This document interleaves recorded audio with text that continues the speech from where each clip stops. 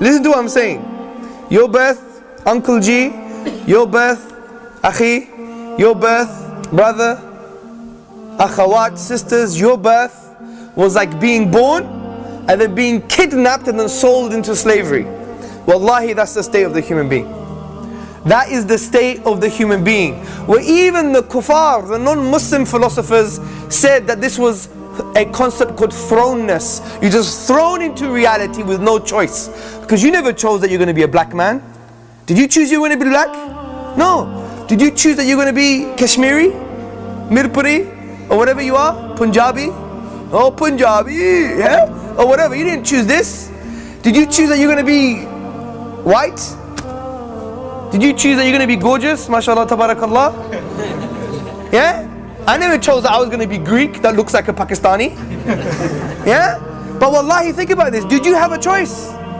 You didn't even choose that you were going to be a man.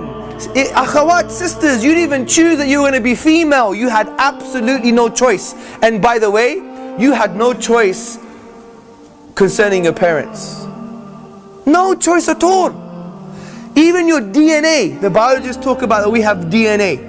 Even your DNA, you had no choice in your DNA, the thing that really shapes your biological makeup. No choice, zero, finished, khalas. And then we think we're free. And we think we're free. We didn't choose our parents, we had no choice. We didn't choose the socio-economic environment where our parents came from. We didn't choose the geography. We didn't choose our lineage. We didn't choose where we came from. We didn't choose our color, our gender, our size, our shape. None of these things. And we think we're free. Which is really ironic that we're living in a society that prides itself over being free. Right? It prides itself over having independent freedom. I can do whatever I want, dress however I want, talk however I want, look however I want, spend my money on whatever I want. That's the thing that makes this society take pride in itself. And yet if you go to somewhere as simple as high school, you'll find a bunch of kids that are dressed almost exactly the same. They're just almost exactly the same. All the hip-hop kids, they look the same. All the goth kids look the same. All the emo kids look the same. It's almost like they go through a uniform. And even the way they talk has to be a certain way to fit in with that crowd. And if you don't fit in with that crowd, then you're an outcast. And so when you look at that, I don't see freedom when I see that. What I see is cultural slavery. This young man or this young woman can't even make that decision of how to look or how to talk or how to walk for themselves. They have to conform to what is going on around them. And sometimes it's willing, sometimes you submit that is the better way to live. That is the better way to dress or to talk. Or that's the better thing to do with my time. That's the kind of music I want to be addicted to. Or these are the kinds of practices I'll do. Whatever, that's one conscious decision a person makes, that's the life to live.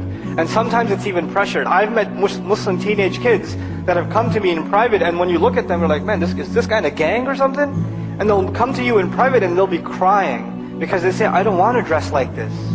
I don't want to look like this. But if I don't, I'll get beat up at school. That's cultural slavery. That's a form of slavery. But it's not just about the youth and their, whether they become enslaved to musical culture or entertainment culture and they want to be just like whatever, that famous athlete or musician or actor is. It's beyond that. It's even for older generations. For our older generations, this kind of cultural slavery takes a different texture. It takes a different tone. You did things a certain way in your country or in your society.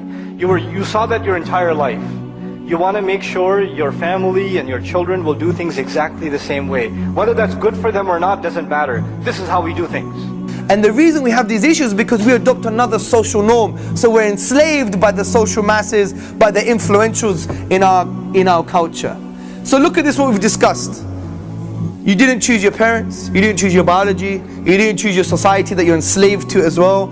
You didn't choose social biological conditioning, you didn't choose your DNA, you didn't choose your gender, your color, your parenting, your lineage, your society, your nationality. You didn't. And we're enslaved to our nafs as well, to our carnal, bestial aspects of mankind. So we're slaves. We're slaves. This is it. The only real freedom you have if you shoot yourself. Honestly.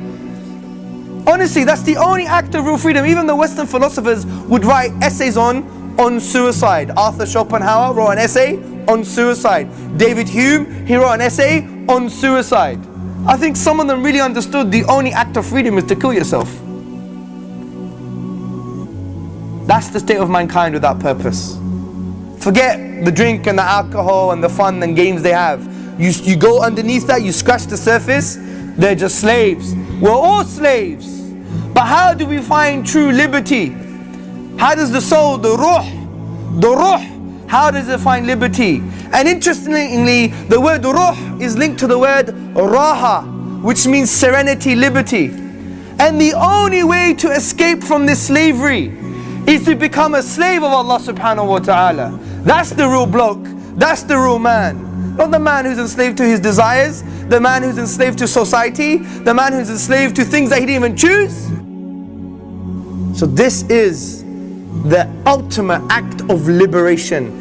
This is the ultimate act of being a true human being. In my humble opinion, if someone knows this and they don't start worshipping Allah, how can you consider yourself a human being? How could you?